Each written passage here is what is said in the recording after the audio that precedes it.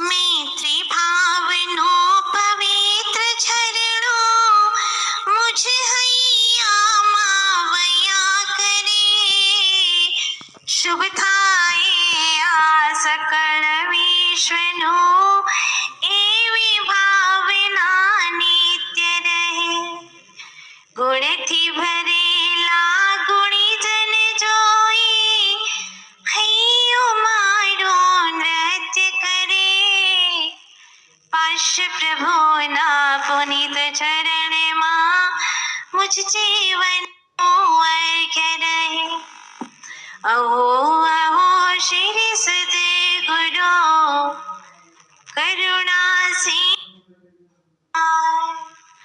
मुझे पामर पर गुरु करो अहो अहो पकार देह छता जेनी दशा वरते देहाती ते गुरुवर ना चरण मां हो वंदन अगणी हो वंदन अगणी हो वंदन अगणी। आदि तीर्थंकर बड़े बाबा श्री आदिनाथ भगवान की, चैतन्य चमत्कारी श्री पार्श्वनाथ भगवान की, संत शिरोमणि अध्यात्म योगी आचार्य गुरुदेव श्री विद्यासागर जी महाराज की, आरिका रत्न श्री रिजुमती माता जी की, कल्याण मंदिर महामंडल विधान की जय। पूज्य आरिका रत्न पूर्णमती माता जी की, वंदनीय आरिका संघ की। एक प्रश्न है, बड़ा जटिल सा है।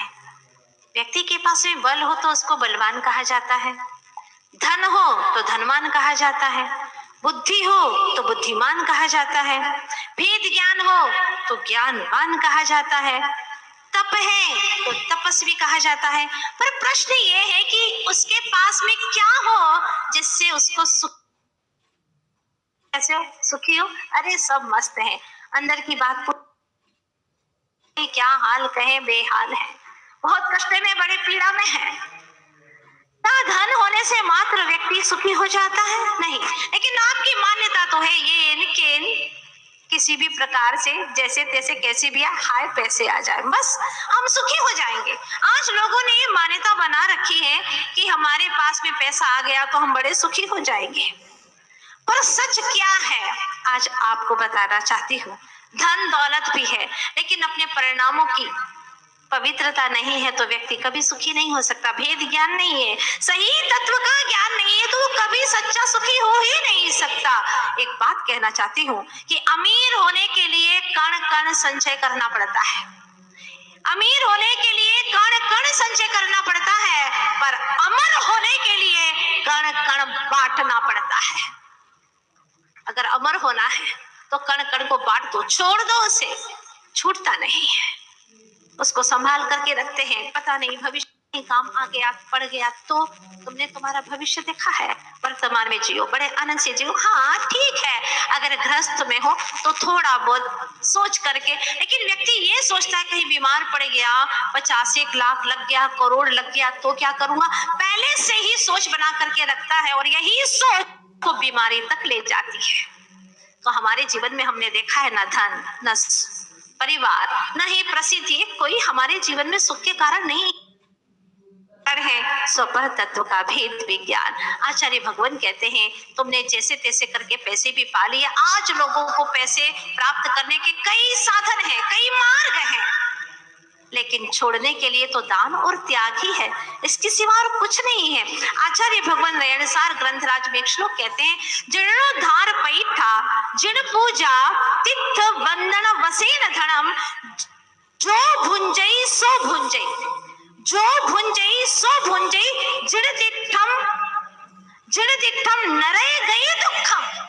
जो भी व्यक्ति जीर्णोद्धार के पैसे, प्रतिष्ठाओं के पैसे, पंचकर्णानक प्रतिष्ठाति के पैसे, जिन पूजा तीर्थ वंदना आदि के माध्यम से जो भी धन प्राप्त होता है उसको अगर भुंजई जो भोगता है सो वो भोगता है, क्या भोगता है, नरय गई दुखम, नरक गति के तीव्र दुखों को भोगता है। ऐसा जिनेंद्र देव ने कहा है। रैण सार ग्रंथ रात में यह गूंथा गया है, अगर धर्म के पैसे खाता है, एक पैसा भी आ गया तो तुम्हारे सारे अच्छे पैसों को लेकर के चला जाएगा। इसलिए सावधान। जो हमारे आगम पुराण में कहा है वो मैं आपको आज बताना चाहती हूँ। एक ऐसी कहानी जो तुम्हारे हृदय में प्रवेश करके तुमको झकझोर देगी और कहेगी कि अब हर पल मुझे सत्कर्म करना है बस, और कुछ नहीं करना है। क्योंकि हमारी कहानी में एक सेठ है जिसने अपने सारे धन का सदुपयोग किया और रत्नमय मूर्तियां बना करके विशाल जिन मंदिर की रचना करवाई। वह अपने जीवन में धन्य धन्य हो गया, क्योंकि व्यक्ति मकान बनाता है, फैक्ट्री लेता है और बहुत बड़े बड़े कारोबार चलाता है, जो उसके साथ में एक कौड़ी भी नहीं जाना है। लेकिन जो जाना जिनालय बनवा करके जो जाता है, जिनके दर्शन करते हैं लोग हजारों हजारों वर्ष तक और उन्हें सम्यक दर्शन की प्राप्ति होती है, धन्य है वे महामना। ऐसे वे सेठ जिन्होंने रत्न की विशाल विशाल मूर्तियां विराजमान करवा दी उस मंदिर के अंदर और चारों तरफ इनकी यश कीर्ति फैलने लगी। और सच बात है, जो अच्छा कार्य करता है उसको कुछ कहने की आवश्यकता, यश कीर्ति अपने आप फैलती चली जाती है। चोरों के सरदार ने जब ये बात सुनी कि अरे वाह, रत्न की मूर्तियां मैं तो चुरा सकता हूँ, उसके साथियों ने कहा भला कैसे चुरा लोगे तुम? मैं तो राजा के गले में पड़े हार को भी चुरा सकता हूँ, इतनी सामर्थ्य है मेरे पास में। तब वह मित्र कहते हैं कि भला तुम कैसे चुराओगे, मूर्तियों की बात है। उसने कहा चिंता मत करो, मैं उन लोगों के पास जाऊंगा, उन लोगों को धोखे में डालूंगा, ठगूंगा उन्हें और फिर मूर्तियां चुरा करके वहां से भाग जाऊंगा। एक बार मूर्ति की चोरी की, मेरा तो जीवन धन्य हो जाएगा। वो बेचारा पापी क्या जाने वह किसके लिए कर रहा है, अपने परिवार के पालन पोषण करने के लिए इतना पाप का विचार मन में कर रहा है। उसे पता नहीं है कि मार खाए कोई, माल खाए कोई। मार कौन खाएगा कर्मों की और माल कौन खाएगा परिवार के लोग। लेकिन बेचारा जानता नहीं है और उसने तय कर लिया, अपने मित्रों से कहा कि मैं ऐसा प्रभाव डालूंगा कि सारे लोग मेरे चक्कर में आ जाएंगे, देखना मैं ऐसा कुछ करके दिखाऊंगा। और उसने जैन शास्त्र पढ़ना शुरू कर दिया। जिन देव की क्या कही गई आज्ञा है, श्रावक कैसा होता है, ब्रह्मचारी कैसा होता है, ऐसी चर्या पालन करना उसने प्रारंभ कर दी, मात्र प्रभाव डालने के लिए। पर वह नहीं जानता था कि ये प्रभाव भी परभाव है। वह बेचारा अपनी ज्ञानता से खूब अच्छे से केशलोच करने लगा, एक टाइम भोजन करने लगा, चटाई पर सोने लगा और उसकी हर जगह काफी प्रशंसा और प्रसिद्धि फैलती गई।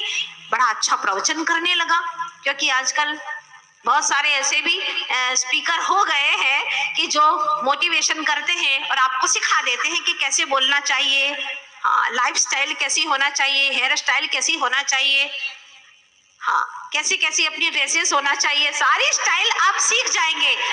सब बेकार की है, कर्म बंधन कराने वाली है, संसार में भटकाने वाली है। एक बार जिनेंद्र भगवान की स्टाइल सीख लोगे तो संसार से पार हो जाओगे। बेचारा क्या करे, उसने सारी स्टाइल सीख ली और वो बन गया एक ब्रह्मचारी के वेश में, तथा कथित डाकू था तो डाकू, लेकिन अब वह एक ब्रह्मचारी बन चुका है। काफी अच्छी प्रशंसा होने लगी। जब सेठ ने सुना तो वह भी पहुंचे। जो सेठ बड़े धार्मिक, मात्र प्रभु को अपना एक परिवार, अपना ही एक मात्र सहारा, एक आधार मानने वाले और निरंतर प्रभु की भक्ति करने वाले, जिनकी नजरों में कोई संसार नहीं, कुछ भी नहीं, मात्र प्रभु भक्ति, और प्रभु भक्ति में सदा लीन रहते, 4-4 घंटे आराधना करते। कभी कभी तो वो बैठ करके प्रभु पारस के सामने क्या कहते, हमारा मन मंदिर ना देव, हमारा मन मंदिर ना देव में तो तमने मान्या छे, हमारा मन मंदिर ना देव में तो तमने मान्या छे। नजर में हो भले लाखों, हृदय में तमने राख्या छे, नजर में हो भले लाखों, हृदय में तमने राख्या छे, हमारा मन मंदिर ना देव मैं तो तमने मान्या छे। क्या कहता है प्रभु, मेरे मन मंदिर के देवता तो मैंने आपको ही सिर्फ माना है। माना कि मैं कई लोगों से बातचीत करता हूँ, परिचित भी हूँ, लोगों से परिचय भी है मेरा, लेकिन ये तो सब मेरे नजरों में है, लाखों है प्रभु, लेकिन हृदय में तो तू एक ही है मेरे पारस प्रभु, मेरे प्रियंकर प्रभु, और कोई नहीं। मेरे हृदय को तुम जानते हो, तुम तो सर्वज्ञ हो ना प्रभु।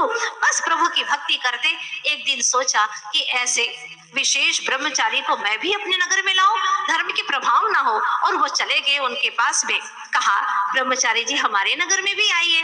ब्रह्मचारी जी ने कहा देखो भाई, बात ऐसी है, रमता जोगी और बहता पानी है, पता नहीं कभी ऐसा अवसर आ गया तो आ जाएंगे, अभी से वचन कैसे दे सकता हूँ, जीवन का कोई भरोसा नहीं, कल का भी कुछ कह नहीं सकता। सेठ जी बड़े प्रभावित हुए, अरे वाह कितनी अच्छी बात, और इनका मन इतना सरल है, बड़े प्रभावित हुए। अब तो उन्होंने ठान लिया कि मुझे कैसे भी करके ब्रह्मचारी जी को नगर में अवश्य लाना है। और धीरे धीरे वहां 4-5 बार गए, विश्वास हो गया, बेचारे भोले सरल हृदय, वो क्या जाने इसके मन में क्या छल कपट है, वो तो चाहता ही था चोर कि बस ऐसा मौका मिल जाए और उनके नगर में चला जाओ। ध्यान रखना, नीतिकारों का कहना है किसी के ऊपर भी एकदम विश्वास नहीं करना, 2 वर्ष में भी वह धोखा दे सकता है, हाँ 3 वर्ष में भी अपना मन बदल सकता है, इसीलिए सावधान रहना। आज हम देखते हैं कमिटमेंट करके भी लोग मुकर जाते हैं, पार्टनरशिप करते हैं और पैसा ही खा जाते हैं, पता ही नहीं चलता, और कभी कभी तो दिवालिया ही घोषित कर देते हैं अपने। कुछ कहा नहीं जा सकता क्योंकि विश्वास में भी विष का वास है, इसीलिए। लेकिन सेठ जी तो बेचारे जानते ही नहीं थे, बिल्कुल भोले भाले हृदय के, उन्होंने कहा ठीक है कभी न कभी तो आएंगे, एक विश्वास लेकर के चलते रहे। एक दिन फिर पहुंचे और कहा अब तो आइए ब्रह्मचारी जी, सारे नगर के लोग चाह रहे हैं। तब उन्होंने कहा ठीक है मैं चलता हूँ। अब उनका वह समय आ गया था। जैसे ही वहां पर पहुंचे और सेठ जी को अचानक 7 दिन के लिए बाहर जाना हो गया, वो तो प्रतीक्षा में ही था कि ऐसा शुभ अवसर मिले, पर उसे मालूम नहीं था कि शुभ अवसर नहीं, तेरे जीवन का सबसे बड़ा दुर्भाग्य का क्षण आने वाला है। एक तो विचार अशुभ और इसके बाद में ऐसा समय मिले जाना कि वहां पर सेठ जी का नहीं रहना, बस उसके लिए तो सब कुछ वही था। सोचिएगा, एक तो शरीर में खुजली हो और नाखून तेज हो तो क्या दशा होगी, एक तो विषय में मन में भोगों की अभिलाषा हो और भोगों की सामग्री भरी पड़ी हो, उस जीव की क्या दुर्गति। ऐसी ही दशा उस व्यक्ति की अब होने वाली है। समय घड़ी ऐसी आ गई और स्थिति ऐसी बनी कि जैसे ही सेठ जी बाहर गए, उसने मंदिर के जितने भी रत्न बिंब थे उन सबको निकाल करके उनके स्थान पर नकली बिंब को स्थापित कर दिया, जिसमें कोई चमक नहीं थी। लेकिन जैसे ही ये स्थिति हुई, वहां पर लोगों ने देखा कि अरे मूर्तियां रातों रात में कैसे बदल गई, कुछ बात समझ में नहीं आ रही, कौन चोर उठा के ले गया, किसने बदल दी। लेकिन किससे कहे, ब्रह्मचारी जी उनसे तो कुछ कह ही नहीं सकते, देश में है, पता नहीं कौन कर रहा है, समझ में नहीं आ रहा। तो उसने बदल ली, कुछ रह भी गई थी, उसने सोचा आने में 7 दिन है, धीरे धीरे करके सारी मूर्तियां बदल भी थी, पर उसे यह नहीं मालूम था कि ये मेरी योजनाएं पूर्ण होने वाली नहीं है। कर्म भी अनोखे खेल खेलता है, तुली है ना बड़ी अद्भुत है, कब कैसे लेख लिखता है पता नहीं चलता। कर्म बड़ा रहस्यपूर्ण कार्य करता है, जब कर्म बांधते हैं तो पता नहीं चलता, फल आता है तब हमें समझ में आता है। और हुआ ये कि अच्छा सेठ जी को 7 दिन में आना था, वो चौथे ही दिन वहां पर आ गए। जैसे आए तो उसे बहुत गुस्सा आया, दांत भींचते हुए कहा अरे तू आ गया, इतना जल्दी आ गया। और इतना गुस्सा आया कि क्रोध के मारे उसका हार्ट अटैक ही हो गया और वहीं पर उसका मरण हो गया। लेकिन मरण के पहले उसकी क्या दशा हुई वो सुनिएगा। पहले ही दिन उसने मूर्तियां चुराई और प्रातः काल सवेरे उसके शरीर में इतनी दुर्गंध आने लगी, यहाँ से मूर्तियां उसने चुराई और दूसरे ही दिन सवेरे शरीर में दुर्गंध आने लगी। और उसी रात तक सवेरा हो उसके पहले ही शरीर के अंदर से कीड़े पड़ गए, इतने बड़े बड़े कीड़े पड़ गए, बहुत दुर्गंध आने लगी। उसके पास में कोई जाता ही नहीं था, दिन भर किसी ने भोजन नहीं कराया, 2 दिन से भूखा पड़ा था, फिर भी उसके मन का पाप नहीं गया था। सेठ आया, उसको गुस्सा आया और उसका प्राणांत हो गया। कहानी कहती है कि वह 7वें नरक में जा भयंकर दुख भोगे, फिर पशु बना, क्रूर पशु बना, फिर 7वें नरक में गया। इस तरह से 7 नरकों की यात्रा करता रहा, उसका पाप फिर भी मंद नहीं हुआ। 7 नरक तक यात्रा करता रहा और अभी भी वह मर करके नगर सेठ के यहाँ पर जन्म तो लेता है, लेकिन जैसे ही गर्भ में आता है सारा परिवार मर जाता है। यहाँ तक कि पिता भी मर गया, दूर दूर के रिश्तेदार मर गए। एक नानी बची थी, वह भी जन्म के दिन नानी भी, सारा परिवार खत्म हो गया। क्यों? क्योंकि उसने मंदिर की मूर्तियों को चुराया था। दुष्परिणाम थे। अगर एक भी पैसा लिया है तो उस व्यक्ति का जीवन कई भवों तक दुख पाने के योग्य हो जाता है, क्योंकि वो निर्माल्य है, निकल गया है जिस द्रव्य से माल्य अर्थात स्वामी पना जिसमें, उसका नाम है निर्माल्य। तो यह भी 2 प्रकार के होते हैं। धार्मिक कार्य में संकल्प करके अगर दे दिया गया है तो वह एक चीज, दूसरा देव शास्त्र गुरु के पूजन आदि में अगर दे दिया गया है तो वह दूसरी चीज है। किसी भी प्रकार से देव शास्त्र गुरु के निमित्त से दिया गया दान है, वह उसका उपभोग करता है तो वह निर्माल्य कहलाता है। अगर उपभोग कर लिया तो भवों तक दुख पाना ही होगा, इससे छुटकारा हो नहीं सकता। इसलिए समझ जाओ, खून पसीने की मिलेगी तो खाएंगे, नहीं तो हम भूखे ही सो जाएंगे, बिल्कुल चलेगा। लेकिन कभी भी धर्म का पैसा अपने घर पर ही रखेंगे, दुर्भाव नहीं करेंगे। अब उसका क्या हुआ? वह तो मर करके उस माँ के गर्भ में आया, मृष्ट दाना के गर्भ में आ गया। सब माँ बची खाने के लिए, दाने के लिए मोहताज हो गई। ऐसी दुर्दशा के अंदर वह पल रहा। बालक बड़ा हो जाता है, थोड़ा सा बड़ा हुआ, माँ सोचने लगी कैसे पेट भरूं इसका, मेरा ही पेट नहीं भरता, बच्चे का पेट नहीं भरता, और रोती बिलखती। लेकिन क्या करे, वो कहती है बेटा न कृतम पुण्यम येन सह कृत पुण्य, तूने पुण्य नहीं किया इसलिए तेरा नाम तो अकृत पुण्य है। क्या करूं, कहाँ सेठ, कहाँ करोड़ोपति अरबोपति, आज रोड पे भिखारी जैसी घूम रही है, कोई परिवार है, कुछ नहीं। वाह रे कर्मों, तुमने भी क्या अजब खेल खिलाया है। ये कर्मों की दशाएं बड़ी विचित्र है, सावधान हो जाओ, निरंतर अच्छे भाव करो, पता नहीं इन भावों का फल कब हमारे जीवन में आ जाए। और वह जैसे ही बड़ा होता है तो माँ कहती है बेटा तुम भी काम में हाथ बटाया करो। तो वह जाता है एक खेत के मालिक के पास में और कहता है मुझे कुछ काम दे दो। पूछता है वह कि तुम हो कौन? तो वह बताता है, देखो पहले तो सोचता है कि मेरे को पहली बार किसी ने पूछा है कि तुम कौन हो, अभी तक तो मुझसे कोई बात ही नहीं करता था। बड़ी खुशी होती है उसे, लेकिन उसे याद आता है माँ ने कहा था कि ज्यादा खुशी और ज्यादा गम किसी को बताना नहीं चाहिए, क्योंकि दुनिया बड़ी अजीब है। खुशी पर खुशी है तो उस पर नजर रखती है, और अगर गम है तो उस पर क्या करती है, नमक छिड़कती है। इसीलिए माँ ने कहा था बेटा अपनी बातें किसी को नहीं बताना। लेकिन उसने जब भाव से पूछा, आत्मीयता से पूछा, तो बस इतना बताया कि मैं फलाने सेठ का बेटा हूँ, ऐसा मेरी माँ ने कहा है।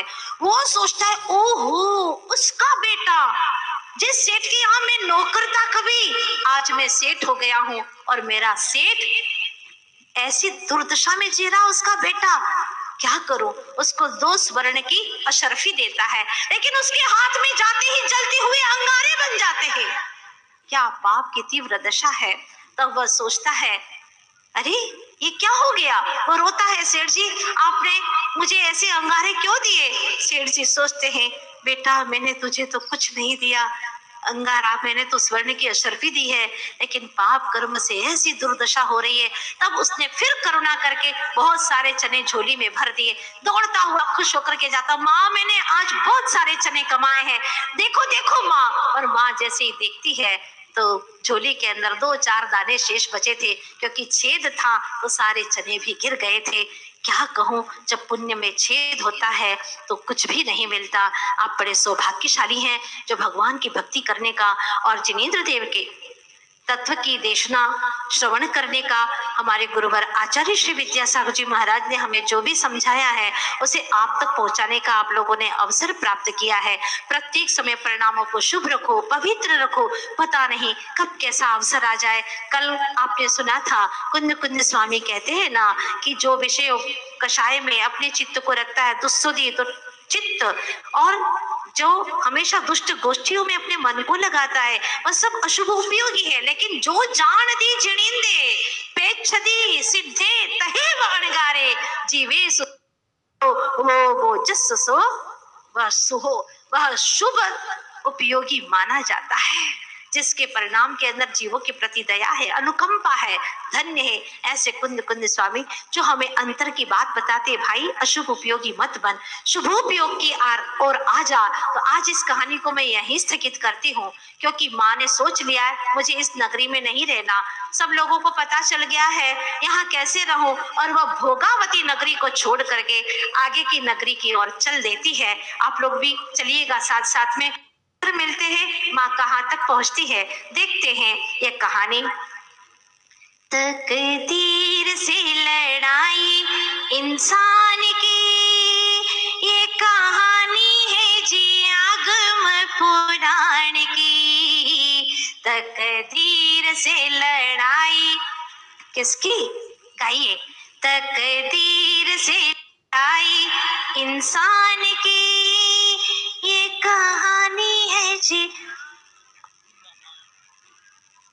था वह चोरों का सरदार, पहुंचा रत्न मंदिर के द्वार, छल से रत्न मूर्तियां चुरा रहा।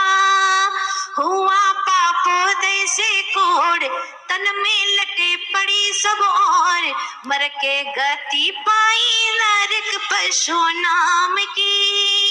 ये कहानी है जी आगम पुराण की। तकदीर से लड़ाई इंसान की, ये कहानी है जी आगम पुराण की। जन्म लिया जब माँ की को, मरे सब परिवार के लोग, माता नयनों से नीर बहा रही। सिक्के बने सभी अंगार, पहुंच गए अब तुझे गाँव, घड़ी आ गई पाप इम्तिहान की। ये कहानी है जी आगम पुराण की। तकदीर से लड़ाई इंसान की, ये कहानी है जी आगम पुराण की। बोलिए पार्श्वनाथ भगवान की। संत शिरोमणि अध्यात्म योगी आचार्य गुरुदेव श्री विद्यासागर जी महाराज की, आलिका रत्न श्री रिजुमती माता जी की, कल्याण मंदिर महामंडल